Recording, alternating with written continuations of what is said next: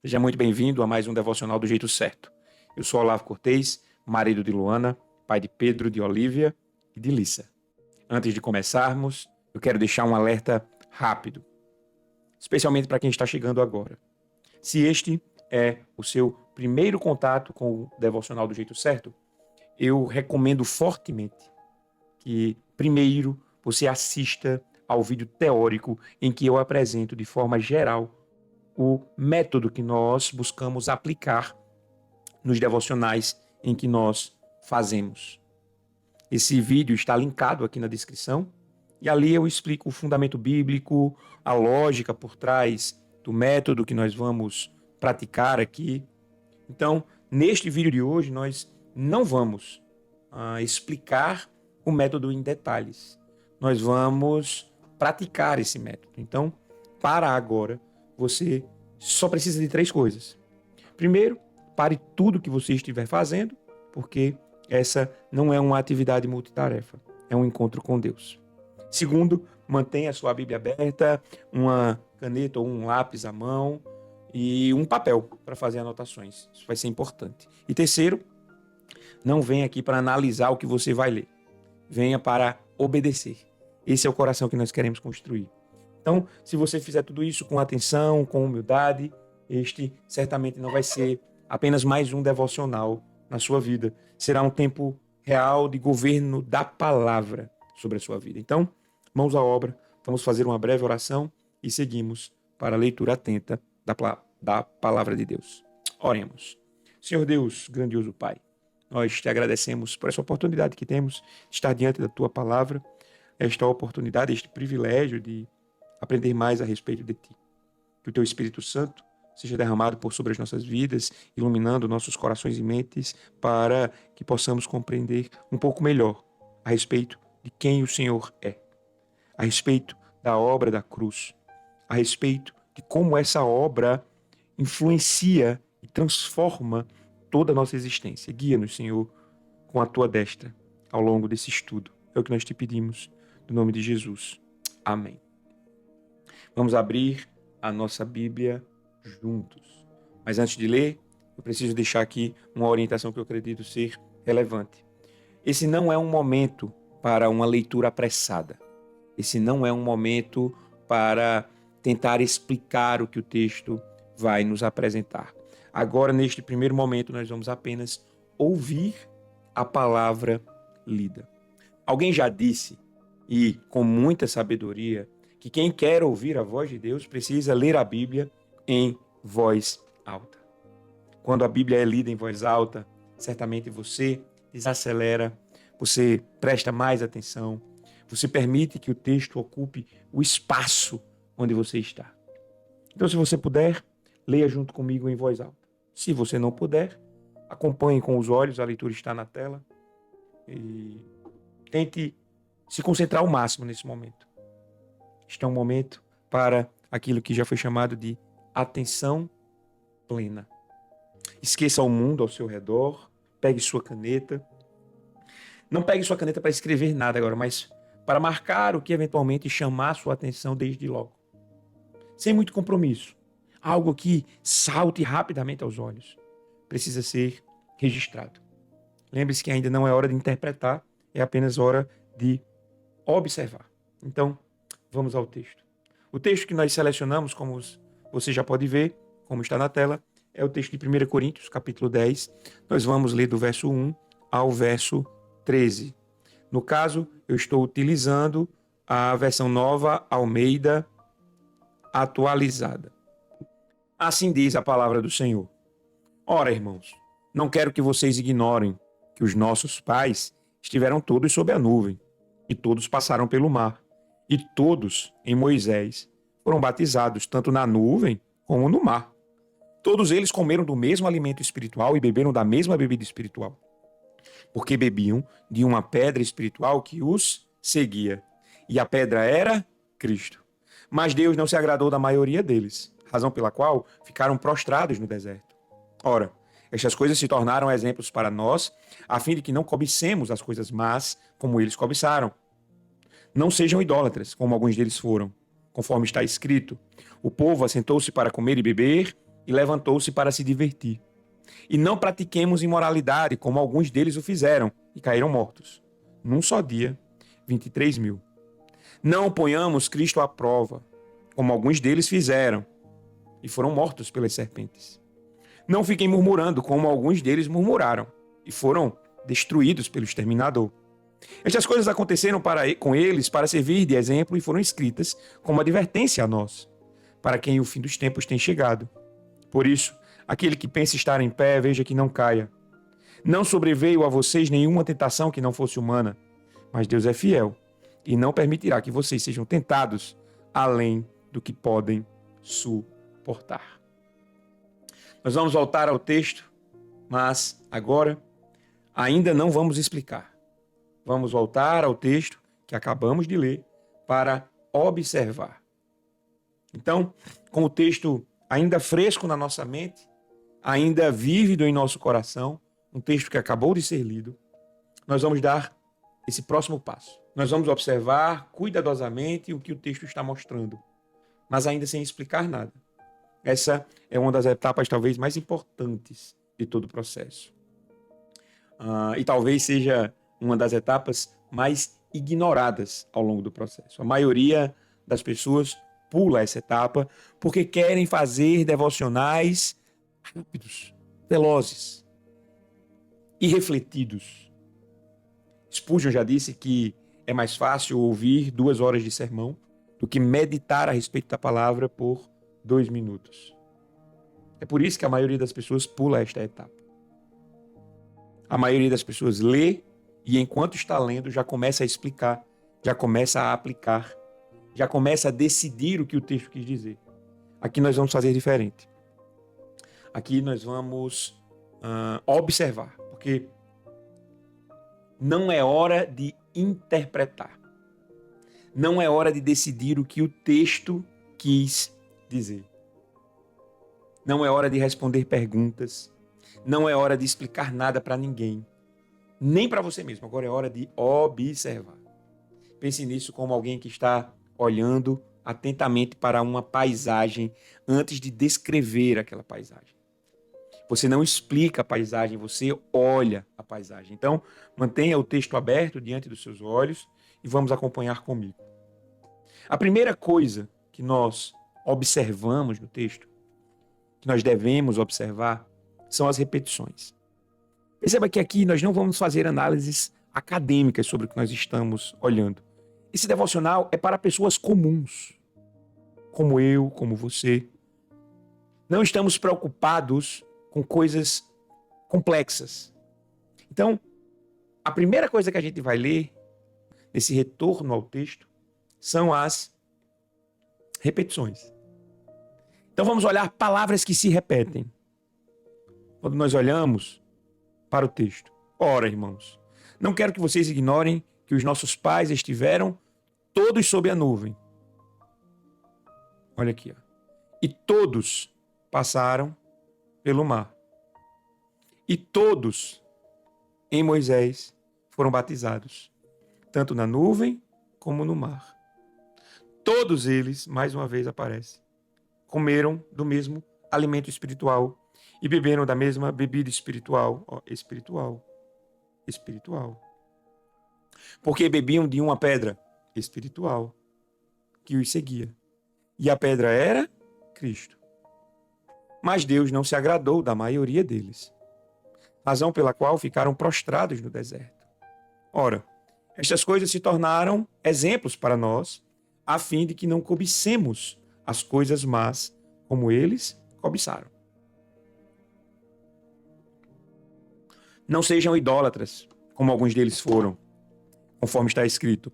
O povo assentou-se para comer e beber e levantou-se para se divertir. E não pratiquemos imoralidade, como alguns deles o fizeram e caíram mortos num só dia, 23.000. Não. Não. Muitos não. Não. Eu também percebo a repetição aqui, de alguns deles. Primeiro ele falava que é todos. E agora, alguns deles. alguns deles, nós estamos apenas observando. Não há compromisso com questões complexas. São palavras ou expressões que estão sendo repetidas. Não fiquem murmurando, como alguns deles murmuraram. Então perceba, alguns deles. Estas coisas aconteceram com eles para servir de... aqui, estas coisas também está se repetindo. Estas coisas também está se repetindo. Estas coisas aconteceram com eles para servir de exemplo e foram escritas como advertência a nós, para quem o fim dos tempos tem chegado. Por isso, aquele que pensa estar em pé, veja que não caia. Não sobreveio a vocês nenhuma tentação que não fosse humana, mas Deus é fiel e não permitirá que vocês sejam tentados além do que podem suportar. Então, só observe. Aqui, nós já conseguimos perceber como Paulo insiste na utilização da palavra todos. Todos participaram dessas experiências espirituais, né? Todos passaram pelo mar, atravessaram o Mar Vermelho, todos foram batizados na nuvem que os acompanhavam, como no mar. Todos comeram do maná, do alimento espiritual, beberam da mesma bebida espiritual que fluía da rocha. Essa rocha era Cristo. Mas Deus não se agradou da maioria deles. Está vendo aqui? Não é de todos, da maioria deles. Razão pela qual ficaram prostrados no deserto. Então, temos aspectos que nós estamos utilizando. Perceba, ele começa com todos e logo à frente ele começa alguns deles, né? Já tem uma quebra, que é a maioria deles. Estas coisas se tornaram exemplos para nós. Que coisas? Estas coisas. Deus não se agradou da maioria deles, daqueles que participaram de todas essas experiências extraordinárias. Passar pelo mar, ser batizado na nuvem no mar, comer do alimento espiritual, beber da bebida espiritual, certo? Todas estas coisas se tornaram exemplos para nós, a fim de que não cobicemos as coisas más como eles cobiçaram. Todo esse povo que viveu esse extraordinário de Deus cobiçou o que não deveria cobiçar. Cobiçaram coisas más. E aqui seguem outros alertas. Mas vamos seguir. Ainda não vamos tirar conclusões, certo? Nós estamos observando. Vamos percebendo insistências no texto. Nós podemos fazer perguntas silenciosas do tipo: por que será que Paulo, eu sei que é Paulo quem escreve essa carta, se você não souber que é Paulo, você pode se perguntar, por que será que o autor dessa carta insiste em repetir a palavra todos? Por que mais à frente ele altera para a expressão alguns deles? Por que há tanta ênfase no não, não, certo? Mas essas perguntas devem ser ministradas apenas ao seu coração. Você não precisa, neste momento, responder essas perguntas formalmente. Você está observando e fazendo perguntas. Não paramos apenas nas palavras repetidas, nós seguimos. E o segundo ponto que nós podemos observar são os contrastes entre frases, entre orações. Nós podemos pensar em palavras que conectam ideias, certo? Então, na perspectiva de observar contrastes e palavras de ligação, eu quero trazer você aqui para o verso 5, por exemplo. Se você observar, nós temos a palavra mas. Mas Deus não se agradou da maioria deles. Essa palavra aqui marca, portanto, uma mudança de direção no texto. Eu quero que você observe que nós temos outras expressões semelhantes ao mas. Você pode olhar no verso 12, por exemplo, aqui, nós temos a expressão por isso. Também é uma expressão que pode indicar uma ligação em relação ao que está sendo dito anteriormente. Nós podemos olhar também aqui no verso 6. Ora, estas coisas se tornaram exemplos para nós, a fim de que. Isso aqui indica uma finalidade. A fim de que. Estas coisas se tornaram exemplos para nós, com a finalidade de que não cobicemos as coisas más. Nós temos aqui também, como. Também é uma palavra de ligação. Como eles cobiçaram. Como alguns deles. Certo? Como alguns deles, ou como inclusive se repete algumas vezes. Poderíamos ter identificado até como palavra repetida, mas nós identificamos aqui como ligação. Não fique murmurando como alguns deles murmuraram. Não ponham Cristo à prova, como alguns deles fizeram. Não pratiquemos imoralidade, como alguns deles o fizeram. Não sejam idólatras, como alguns deles foram. Não cobicemos coisas más, como eles cobiçaram. Então aqui nós temos uma série de conexões entre as orações. Ó, porque também uma palavra de ligação. Está falando aqui, ó. Eles participaram das experiências espirituais. Aqui está dizendo, ó, todos eles comeram do mesmo alimento espiritual, beberam da mesma bebida espiritual, porque bebiam de uma pedra espiritual.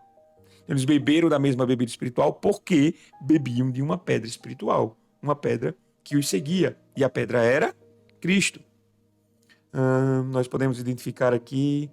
Foram escritas como para quem. Isso aqui também é uma ligação. Essas coisas foram escritas para quem o fim dos tempos tem chegado. Então, tem uma finalidade, aponta para um destinatário, certo? Nós estamos observando as palavras. Eu não estou interpretando o texto, certo? Então, percebam que essas palavras não estão aqui por acaso. Essas palavras, elas mostram advertência, mostram consequência, mostram propósito, mostram contrastes. Mas você ainda não precisa interpretar nada. Você apenas vai marcando mentalmente as palavras que você identificar, certo? Outro ponto que nós podemos observar é quem está sendo mencionado nesse texto. Nós temos aqui algumas pessoas que são mencionadas. Por exemplo, nós temos aqui irmãos. Quem será que são esses irmãos? Nossos pais. Quem será que são esses pais? Moisés. Esse texto aqui tem a ver com Moisés. Cristo. Esse texto também fala sobre Cristo. Esse texto fala sobre Deus. Deus não se agradou da maioria deles. Quem mais? O povo. Que povo será que é esse? A respeito do qual o texto está falando. Cristo novamente. Foram mortos, não ficam alguns deles. Foram destruídos pelo exterminador. Olha aqui, está falando sobre um exterminador. Quem será esse exterminador? Para nós. Quem é esse nós que está aqui nesse texto? Nós, para quem o fim dos tempos tem chegado. Mas seguimos, verso 12. Aquele que pensa estar de pé, veja que não cai, não sobreveio a vocês nenhuma tentação que não fosse humana, mas Deus. Então esse texto fala sobre irmãos, sobre os pais desses irmãos, fala sobre Moisés, sobre Cristo, sobre Deus, sobre um povo que se assentou para comer e beber e se levantou para se divertir. Fala sobre o exterminador. E aí nós seguimos só observando. Nós temos aqui também, se nós olharmos, alguns deles e todos também são pessoas que estão sendo mencionadas aqui nesse texto. Não é verdade?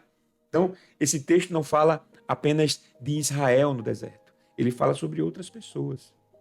Certo? Mas a gente ainda não precisa explicar do que isso se trata.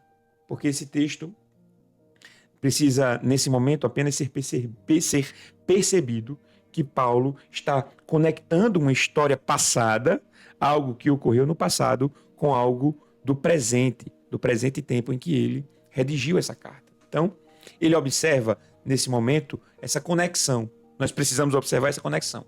Mas ainda não é hora de tomarmos decisões ou respondermos essas perguntas ou mesmo concluirmos algo. Nós ainda estamos apenas na seara da observação. Nós podemos observar também um quarto ponto que eu acho que é relevante de ser considerado, são verbos, ações. Veja, por exemplo, que é descrito como experiência para esse povo. Eles estiveram todos sob a nuvem. Estiveram todos sob a nuvem. Isso é algo relevante a ser considerado. Todos passaram pelo mar. São experiências extraordinárias. Foram batizados. O que mais nós conseguimos identificar? Comeram do mesmo alimento. Beberam da mesma bebida. Deus não se agradou da maioria deles. Deus não se agradou. se tornaram exemplos, estas coisas se tornaram exemplo. Se tornaram exemplos. Nós vamos identificando a dinâmica do texto. Não cobicemos, mas verbos, não cobicemos.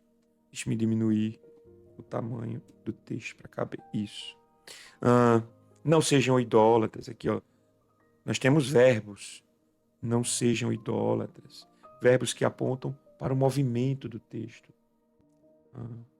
Comportamentos reais, fatos históricos, fatos visíveis. Levantou-se para... Não pratiquemos imoralidade. Não ponhamos Cristo à prova. Todos os verbos. Não ponhamos Cristo à prova. Não fiquem murmurando. Murmurar, também um verbo. Estas coisas aconteceram com eles para servir de exemplo. Para servir de exemplo. Foram escritas como advertência. Aquele que pensa estar de pé, pensa estar de pé. Também é um verbo que aponta uma dinâmica do que está sendo transmitido no texto. Não sobreveio a vocês, mais um verbo.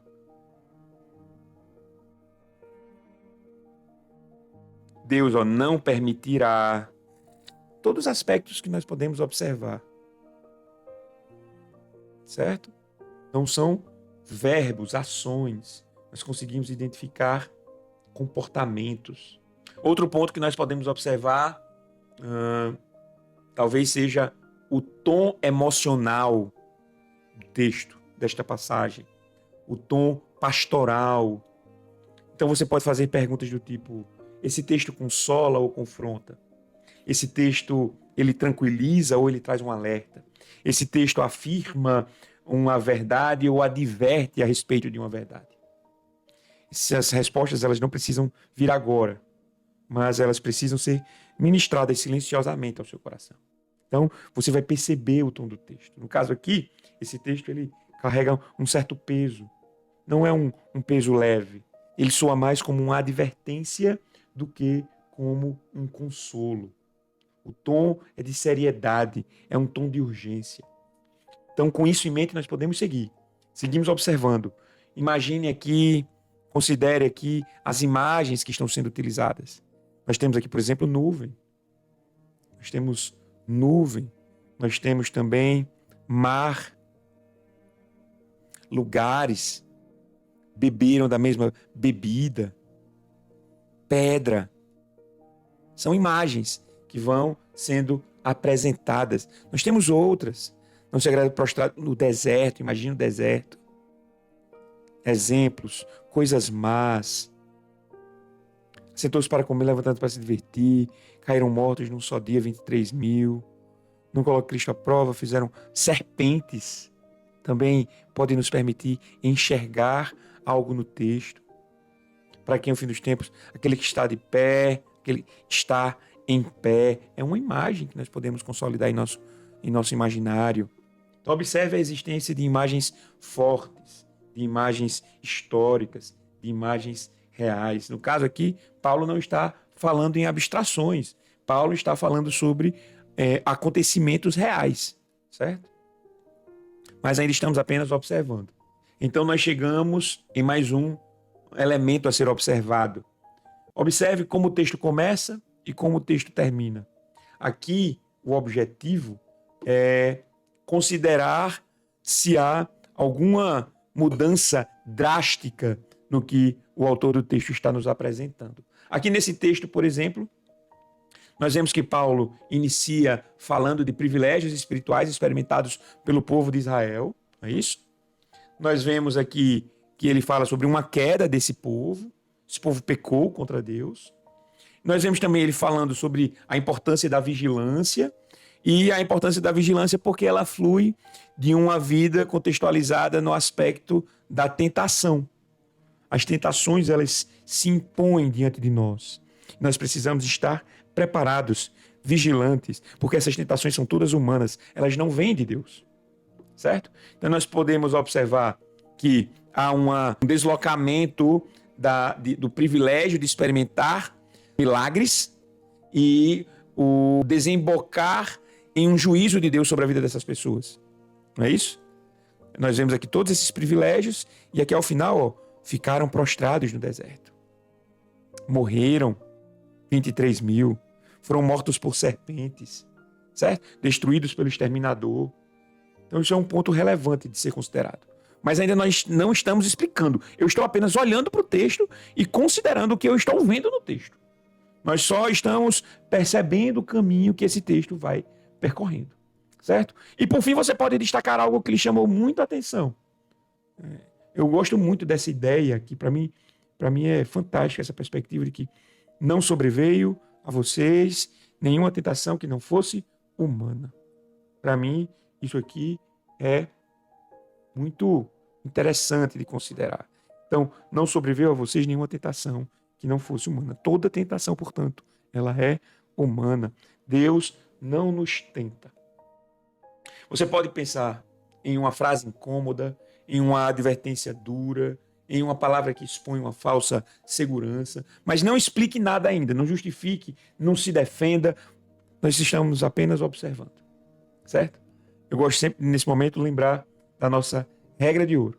Se você começar a explicar o texto antes de observar o que o texto está lhe apresentando, você vai forçar o texto a dizer exatamente o que você já pensa, certo? Então, agora que nós observamos com atenção, observamos sem pressa, sem interpretar, nós podemos dar mais um passo. Agora, nós vamos começar a entender sobre o que o texto está realmente falando. Para isso, nós vamos começar identificando o tema central desse texto. E esse é um dos pontos decisivos do nosso devocional. Até aqui, nós apenas observamos. Nós não explicamos, nós não interpretamos, nós não aplicamos, nós estamos apenas deixando o texto conversar conosco. Agora, finalmente, nós podemos dar esse próximo passo. E o próximo passo é entender o que o texto realmente está nos dizendo. Isso é o que nós chamamos de tema central. Identificar o tema central, portanto, não é um simples detalhe técnico. Identificar o tema central é, na verdade, buscar uma proteção espiritual. E eu digo uma proteção espiritual porque quando você não entende o tema central de um texto, você corre um risco muito sério. Você corre o risco de usar versículos isolados para defender ideias que o texto nunca quis ensinar. Então, o tema central, ele vai organizar o texto no seu coração. Ele vai ser um fio condutor. É a ideia que mantém tudo que nós estamos lendo em seu devido lugar. Então, quando nós olhamos para esse texto de 1 Coríntios capítulo 10, do verso 1 ao 13, nós podemos pensar sobre o que esse texto trata essencialmente. Esse texto está falando apenas sobre a travessia do mar, sobre a nuvem? Será que esse texto está falando sobre a pedra que é Cristo? Será que esse texto fala sobre tentação? Não. Quando nós olhamos para esse texto, tudo isso vai aparecer, mas nada disso é o centro do texto de forma isolada. Quando nós observamos esse movimento que é impresso no texto, nós percebemos algo muito claro. Nós percebemos que Paulo começa lembrando dos privilégios espirituais que foram experimentados de fato por aquele povo, por um povo. Paulo começa aqui lembrando sobre experiências verdadeiras, sobre experiências vividas por esse povo. Só que logo em seguida, ele mostra que todos esses privilégios não impediram aquele povo de pecar. Não impediu aquele povo de cobiçar, de ser idólatra, de praticar a imoralidade, de colocar Deus, a Cristo à prova. Perceba que todos esses privilégios espirituais não serviram de nada para amadurecer aquele povo. Então, Paulo afirma de forma muito explícita que estas coisas se tornaram exemplos, e foram escritas como advertência a nós. Isso nos ajuda talvez é identificar o tema dessa passagem. Talvez nós possamos dizer que o tema central dessa passagem é: privilégios espirituais não substituem a vigilância espiritual. Talvez a falta de vigilância conduz à queda. E essas coisas foram registradas como advertências para nós. Nós vemos os privilégios espirituais, vemos que aquele povo ainda assim caiu, aquele povo ainda assim pecou, e vemos que precisamos ser vigilantes. Então, o tema central desse texto é que experiências espirituais reais, experiências com Deus, ainda que reais, não nos impedem de cair. E é por isso que nós precisamos estar vigilantes. Então eu quero compartilhar com vocês agora um caderno que eu desenvolvi para ajudar você a preencher essas questões que nós podemos perguntar neste tempo em que pensaremos sobre o que o texto de fato pretende nos dizer. Então nós temos aqui alguns pontos que nós já consideramos. Primeiro texto que você vai escolher, o texto que nós escolhemos foi 1 Coríntios capítulo 10, do verso 1 ao 13, e agora nós vamos registrar o tema central. E como nós dissemos, como eu considerei, o tema central no meu sentir é experiências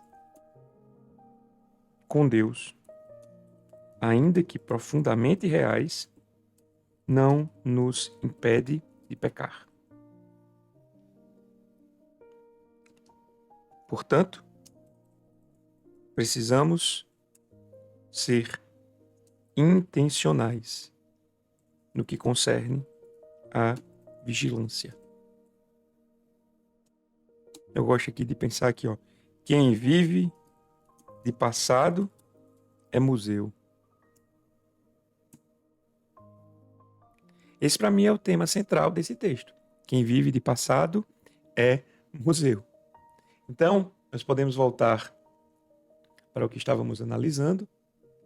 Já consideramos que o tema central é que experiências com Deus, ainda que profundamente reais, não nos impede de pecar. Portanto, precisamos ser intencionais no que concerne à vigilância, porque quem vive de passado é museu. E aí nós podemos retornar para o nosso texto bíblico. O que mais nós precisamos considerar? Esse tema, por exemplo, ele explica porque Paulo fala do passado, ele explica porque Paulo fala do presente, ele explica porque Paulo enumera muitos pecados, ele explica porque Paulo nos alerta a tomar cuidado. Então, nada aqui é aleatório, tudo serve para um propósito final, que é o tema central que nós destacamos. Isso é extremamente importante para o seu devocional, porque a partir do estabelecimento do tema central, tudo que nós vamos fazer ou pensar precisa respeitar esse tema. Não é verdade?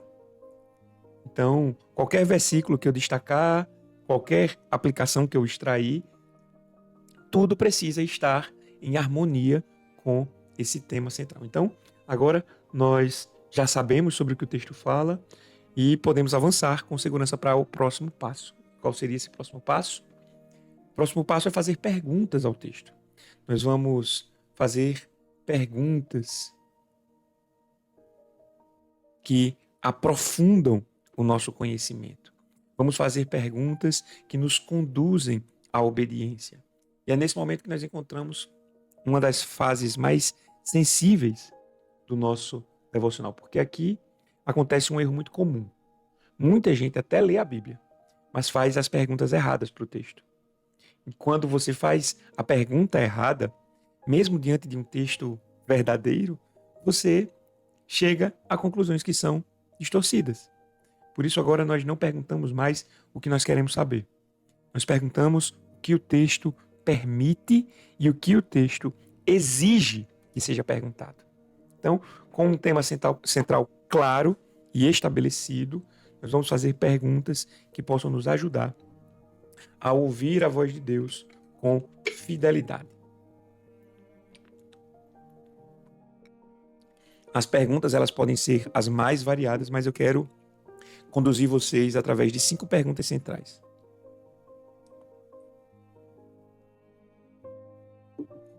A primeira pergunta é muito simples. Há alguma ordem clara nesse texto? Eu acredito que tem muitas ordens claras nesse texto. E como é que a gente identifica? Nós vamos ler o texto de novo. Ora, irmãos, não quero que vocês ignorem que os nossos pais estiveram todos sob a nuvem, e todos passaram pelo mar, e todos em Moisés foram batizados, tanto na nuvem como no mar. Todos eles comeram do mesmo alimento espiritual e beberam da mesma bebida espiritual, porque bebiam de uma pedra espiritual que os seguia. E a pedra era Cristo. Mas Deus não se agradou da maioria deles, razão pela qual ficaram prostrados no deserto. Ora, estas coisas se tornaram exemplos para nós, a fim de que, não cobicemos as coisas más, como eles cobiçaram. Não cobicemos as coisas más. Primeira ordem. Segunda ordem, logo na sequência. Não sejam idólatras. Terceira ordem. Não pratiquemos imoralidade. Temos 3 ordens. Quarta ordem. Não ponhamos Cristo à prova. Quinta ordem. Não fiquem murmurando. Estas coisas aconteceram com eles para servir de exemplo e foram escritas como para quem? Por isso, aquele que pensa estar em pé, veja que não caia. Isso aqui é uma ordem. Veja que não caia. Deus é fiel, não permitirá que vocês sejam tentados além do que podem suportar. Pelo contrário, juntamente com a tentação, proverá livramento para que vocês possam suportar. Veja que não caiam, não ponham Cristo à prova, não pratiquem imoralidade, não sejam idólatras, não fiquem murmurando, não cobicem as coisas más. Tudo aqui é ordem. E essas orientações, essas ordens, elas são todas ordens diretas. Isso vai nos ensinar algo muito importante. O que é que isso nos ensina? Isso nos ensina que a fé bíblica não é apenas crer em verdades, é obedecer comandos concretos. Porque onde há ordem, há responsabilidade. E onde há responsabilidade, há necessidade real de uma resposta em fé e obediência à ordem. Mas, perceba que ainda não estamos aplicando o texto. Ainda estamos observando, mas agora estamos observando aspectos mais concretos. E aqui um detalhe. Nós voltamos para o nosso caderno e preenchemos. Há uma ordem a ser obedecida? Nós temos aqui uma ordem a ser obedecida. Não cobicemos as coisas más. Não cobicemos as coisas más. O que mais? Não cobicemos as coisas más. Vamos colocar a ordem direta. Não cobice as coisas más. Outra ordem. Não seja idólatra. Outra ordem. Não coloque Cristo à prova. Outra ordem. Muitas ordens. Não murmure. Outra ordem. Vigie. Tem mais alguma ordem que eu esqueci? Não cobice, não seja idólatra. Não, coloquei, acredito que todas. É isso? Isso. Então seguimos aqui. Outra pergunta que nós podemos fazer. Será que há uma promessa nesse texto? Eu acredito que sim. E nós acabamos de passar por essa promessa. Perceba aqui, Deus é fiel e não permitirá que vocês sejam tentados além do que podem suportar. Então, Deus é fiel e não permitirá que vocês sejam tentados além do que podem suportar. Qual é a promessa? Simples.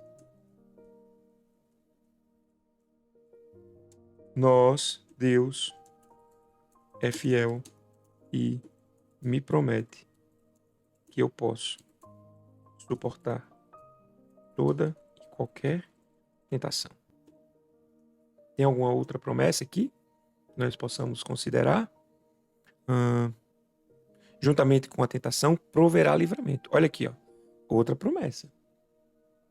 Junto com toda Deus é fiel e junto com a tentação, ele proverá o meu livramento. Ok? Mais alguma coisa? Não, vamos seguir então. Deus é fiel, não permitirá que vocês sejam tentados. É isso mesmo. Então, isso é uma promessa muito clara nesse texto. Outra pergunta que pode ser feita é: há um pecado a ser evitado? Vários, não é isso? Nós já até escrevemos as ordens, mas precisamos registrar o pecado a ser evitado. Cobiça, a idolatria. Deixa eu ajeitar aqui o E. A idolatria. O que mais? A murmuração. Eu entendo que colocar Cristo à prova talvez seja iniquidade. É isso? E aí nós vamos seguindo. São pecados a serem evitados. Aqui há outra pergunta já. Há uma aplicação prática? Há uma aplicação pessoal nesse texto? A pergunta é: o texto exige de você alguma mudança prática na sua vida? Assim, de forma explícita? Eu olho para o verso 12 e o que é que eu enxergo? Aqui no verso 12. Aquele que pensa estar em pé, veja que não caia. Essa orientação, essa ordem, ela não é algo abstrato. É um chamado à vigilância diária. Então, esse texto ele vai exigir atenção, sobriedade, humildade, consciência das suas fraquezas, certo? Essa aplicação ela ainda não foi formulada em ações específicas, mas ela fica muito clara quando nós olhamos para o texto. Nós vemos claramente que não há espaço na vida do cristão para o descuido espiritual. Então, para além de ser uma ordem, é também uma aplicação para a vida real. Certo? A quinta e última pergunta que nós podemos fazer, vamos registrar que há uma aplicação prática, pessoal e direta? Sim. Não há espaço na vida cristã para o descuido espiritual. É preciso vigiar. A quinta e última pergunta é o que o texto revela sobre Deus. E aqui eu gostaria de destacar que Deus é fiel. Deus é fiel. E aqui responde a mais uma pergunta do nosso devocional. Deus é fiel. Perfeito? Seguimos. Vamos ver aqui o que é que nós já fizemos até aqui. Perceba que até aqui nós ainda não fizemos aplicações, mas nós já estamos, como é que eu posso dizer, cercados por todos os lados, porque nós já temos tantas informações sobre o texto que nós não podemos fugir das informações que nós já temos. Nós ainda não aplicamos nada, mas estamos entre as cercas do que Deus já nos revelou. Então nós já sabemos o que Deus ordena, nós já sabemos o que Deus promete, nós já sabemos o que Deus proíbe, nós já sabemos o que Deus exige, nós já sabemos quem Deus é.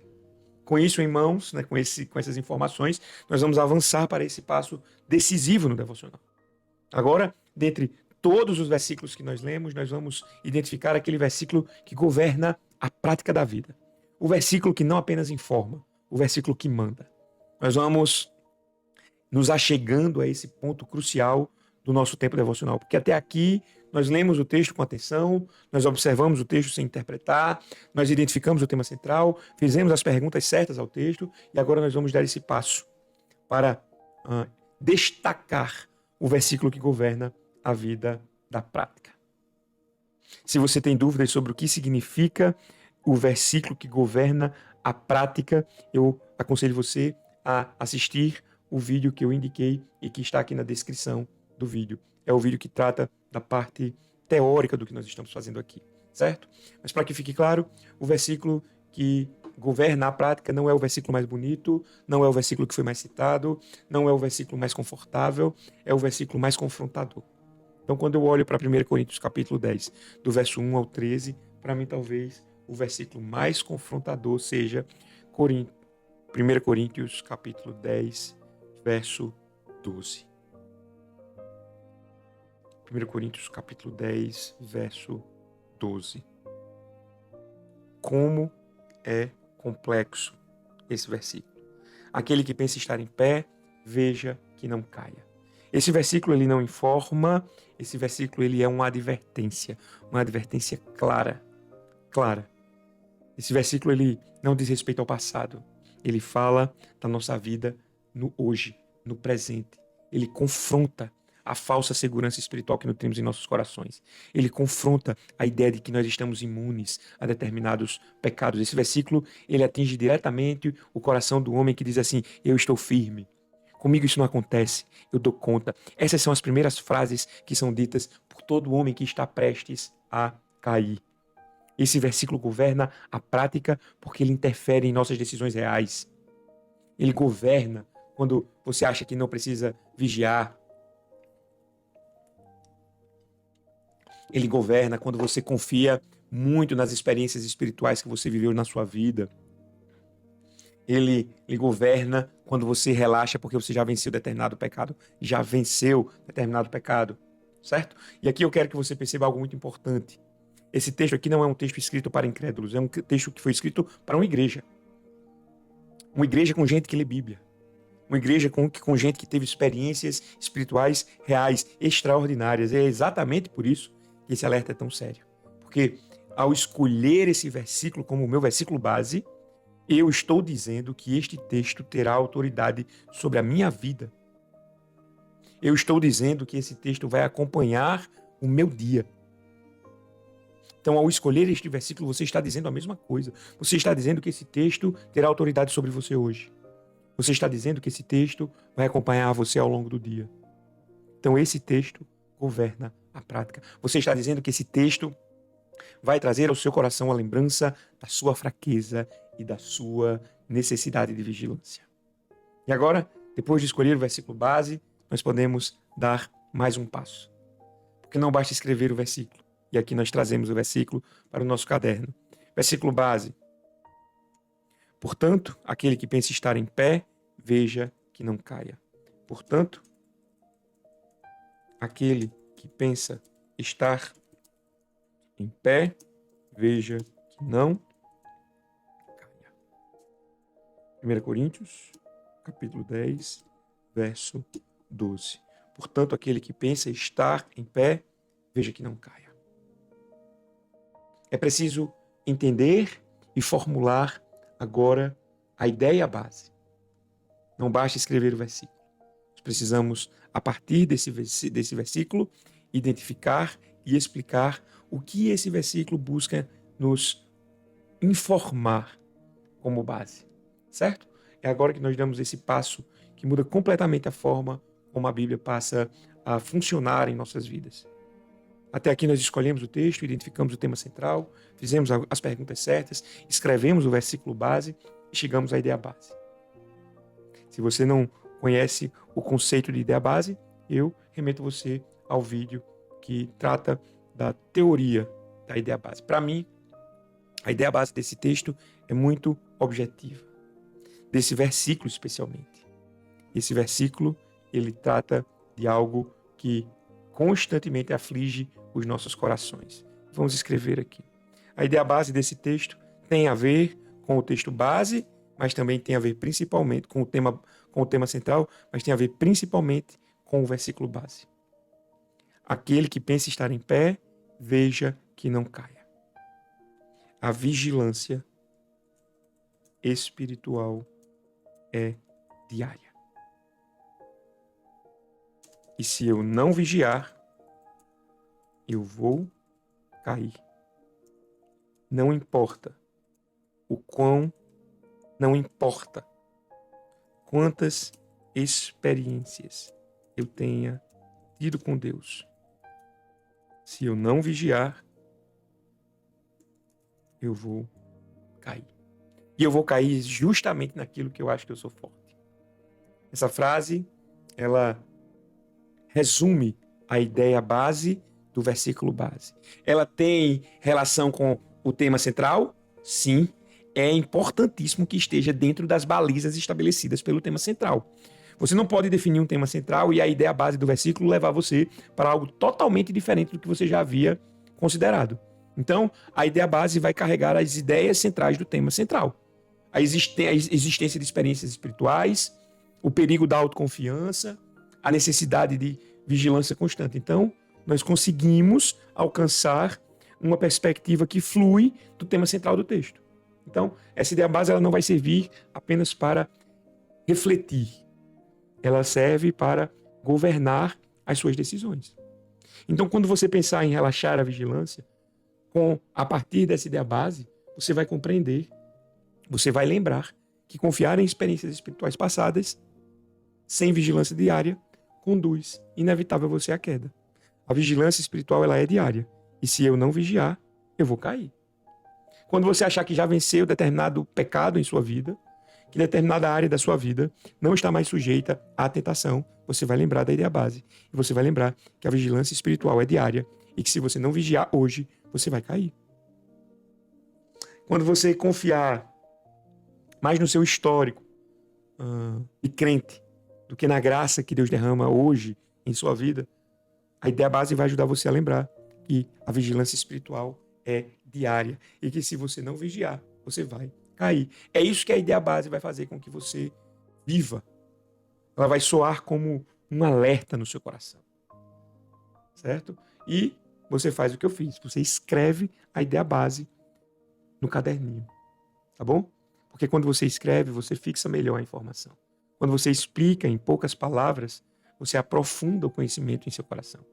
Quando você carrega essa ideia ao longo do dia, você se mantém vigilante. Então, com a ideia base clara, nós podemos agora avançar para o próximo passo. Porque a palavra de Deus não foi dada apenas para ser compreendida. Ela foi dada principalmente para ser vivida. Então, agora nós chegamos ao ponto que revela se o nosso devocional foi verdadeiro ou se ele foi apenas mais o cumprimento de mais um ritual religioso. Porque existe uma diferença muito grande entre entender o texto, entre concordar com o texto e, principalmente, ser governado pelo texto. A aplicação bíblica, ela também não vai ser uma frase bonita. Ela não é uma sensação que você experimentou ao ler o texto, não. Não é algo genérico, do tipo, eu preciso confiar mais em Deus. Ou mesmo, eu preciso vigiar mais. Não. A aplicação bíblica é uma decisão prática. É uma mudança concreta. É o governo real da palavra sobre a vida.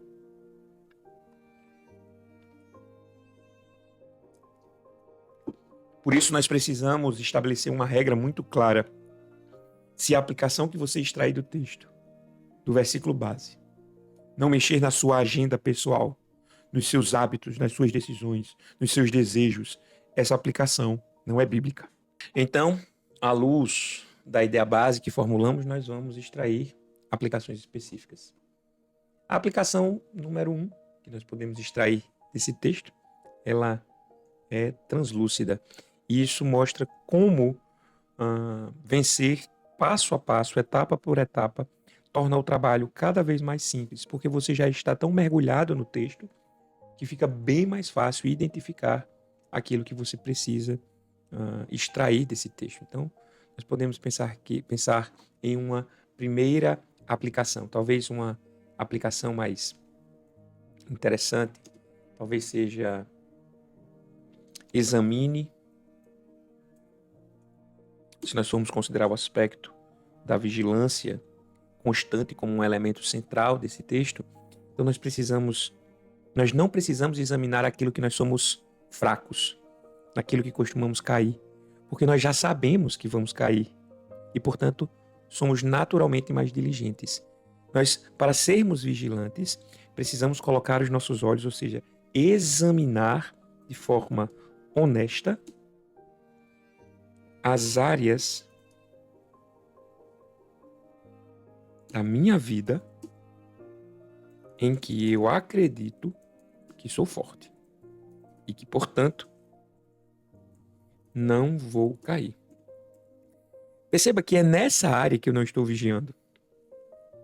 Então, a partir dessa aplicação, eu trago o texto para a minha vida. Então, é aqui que você que estiver fazendo o seu devocional vai considerar áreas em que você, por exemplo, diz: isso já não me derruba mais, ou eu já passei dessa fase, ou isso não é um problema para mim.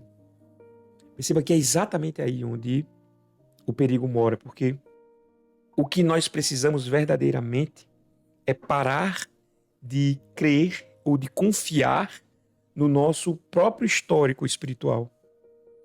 Porque quando nós estamos confiando na nossa própria força em relação a determinada área das nossas vidas, isso significa que nós não estamos dependendo da graça de Deus da forma como nós deveríamos depender. Uma segunda aplicação que nós podemos extrair desse texto é que a vigilância constante não é algo para ser considerado quando eu já estou caindo. Melhor, a vigilância a vigilância constante deve ser uma realidade na minha vida quando eu ainda estou firme e não quando eu estiver caindo. A vigilância constante deve ser uma realidade na minha vida quando eu ainda estou firme e não quando eu estiver caindo. Ou seja, eu não vou vigiar quando eu já estiver caindo. Eu preciso vigiar enquanto eu ainda estou forte. Perceba que Israel caiu, à luz do texto, depois de grandes experiências espirituais. Então, como é que eu consigo transportar essa aplicação para a minha vida? Por exemplo, eu posso considerar a importância de manter um tempo devocional. Mesmo quando tudo parece estar tranquilo. O devocional não é uma coisa que eu faço quando eu estou fraco na fé. O devocional, na verdade, é um tempo que eu tenho com Deus que fortalece a minha fé. Outra coisa, eu sempre gosto de pensar que nós precisamos tomar muito cuidado com a perspectiva do pode e do não pode. Porque o nosso coração pecaminoso, ele naturalmente gosta de viver nos limites, não é isso? Então, quando eu penso que a vigilância constante deve ser uma realidade na minha vida, eu preciso considerar que eu não posso ficar brincando com os limites. Eu não posso insistir em ir até o limite do pecado. Eu não posso negociar com áreas sensíveis da nossa vida, da minha vida. Certo? Então isso é vigilância real. Não esqueça, aqui é importante lembrar que se as aplicações não mexerem em nada da sua vida, se você não tem a sua agenda perturbada, se os seus desejos permanecem os mesmos, na verdade você apenas ouviu mais um conteúdo bíblico. As nossas aplicações pessoais precisam necessariamente confrontar as nossas vidas. Porque quando a palavra de Deus nos confronta, ela governa a nossa vida. Então, depois de ouvir Deus falar pela palavra, nós precisamos responder. Porque o devocional bíblico, ele sempre termina do mesmo jeito. Deus fala e nós respondemos. Chegamos, portanto, agora ao encerramento natural do nosso tempo devocional. A nossa oração, ela não vem antes da leitura. Nós respondemos ao tempo devocional à voz de Deus com a nossa oração. Primeiro Deus fala, depois nós respondemos. Porque se a oração não nasce daquilo que Deus acabou de me revelar nas Escrituras, ela termina se transformando apenas em, talvez, mais uma lista de pedidos absolutamente desconectados da realidade espiritual que nós vivemos. E isso não pode ser uma realidade em nossas vidas. Então, agora nós vamos orar à luz do texto que nós acabamos, a respeito do qual nós acabamos de meditar.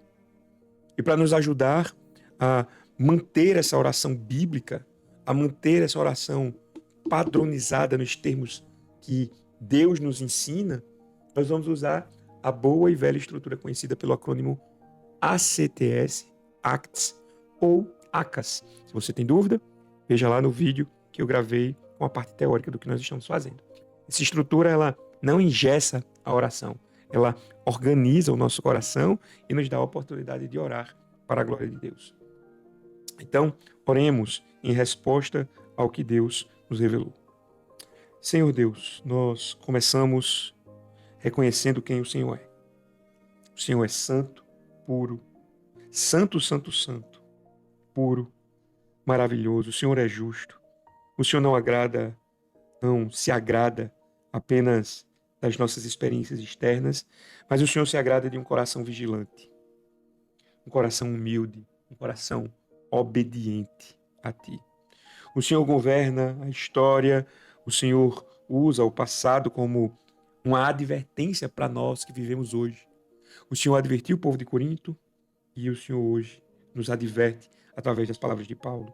O Senhor permanece, portanto, fiel, mesmo quando nós somos fracos. Nós não Te adoramos, Senhor, porque merecemos ou queremos. Nós Te amamos, Senhor, porque o Senhor é Deus e nós somos pó.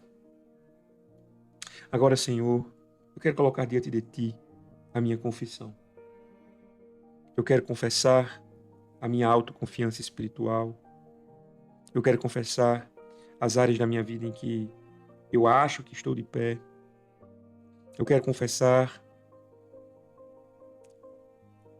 todas as vezes que eu tenho relaxado na minha vigilância, Pai. Eu quero confessar que eu não confio no meu histórico de experiências extraordinárias. Eu confio na Tua graça que é derramada sobre a minha vida todos os dias, Pai. Eu a reconheço nos mínimos detalhes. Perdoa, Senhor, o meu orgulho espiritual. Perdoa todo tipo de soberba, todo tipo de arrogância, todo tipo de perspectiva que eventualmente tire de Ti a glória. Perdoa a minha negligência silenciosa. Nós reconhecemos, Senhor, eu reconheço, Senhor, que sem Ti eu sou uma presa fácil para a minha natureza, nas minhas lutas contra Satanás e na minha resistência ao mundo. Por isso, Senhor, eu Te agradeço. Eu Te agradeço porque o Senhor tem sido fiel. Eu Te agradeço porque o Senhor não me abandona diante da tentação, porque o Senhor provê o livramento.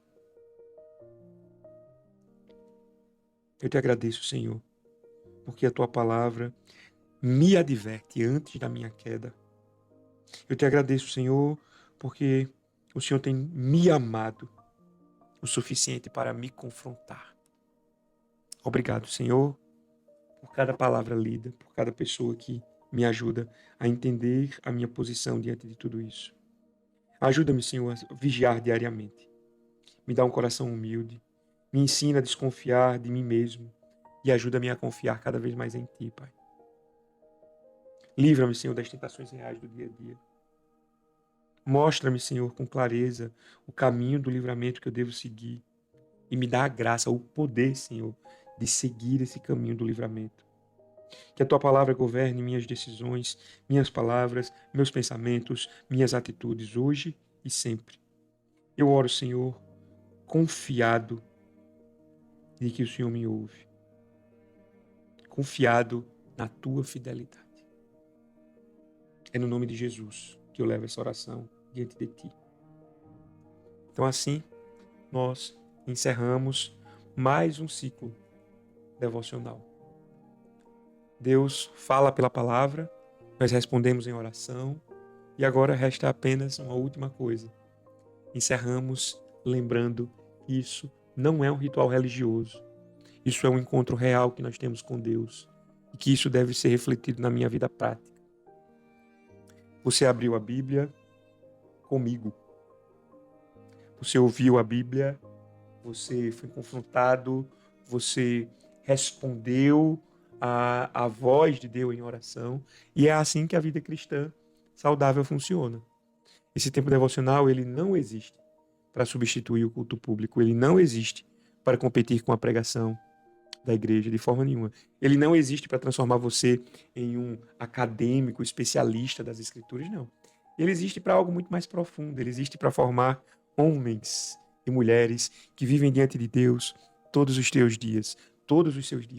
Homens que não dependem apenas de eventos, mulheres que não dependem apenas de eventos, homens e mulheres que não dependem apenas de pregadores, homens e mulheres que não dependem de estímulos externos, homens e mulheres que aprenderam a se sentar sozinhos diante da palavra do Senhor, ouvir a voz de Deus e deixar essa palavra governar a prática da vida. Eu quero lembrar a você a verdade central do que vimos aqui hoje. Lembre-se que a vigilância espiritual, ela é diária. E se eu não vigiar, eu vou cair. Não importa quantas experiências eu tenha tido com Deus. Se eu não vigiar, eu vou cair. Então, quando você sair daqui hoje, leve não apenas o versículo base, mas a ideia base no seu coração. Pratique as aplicações de forma consciente e volte ao nosso próximo encontro para a palavra com a mesma humildade de hoje. Porque quem aprende a se encontrar diariamente com as Escrituras, aprende a andar com Deus todos os dias de suas vidas.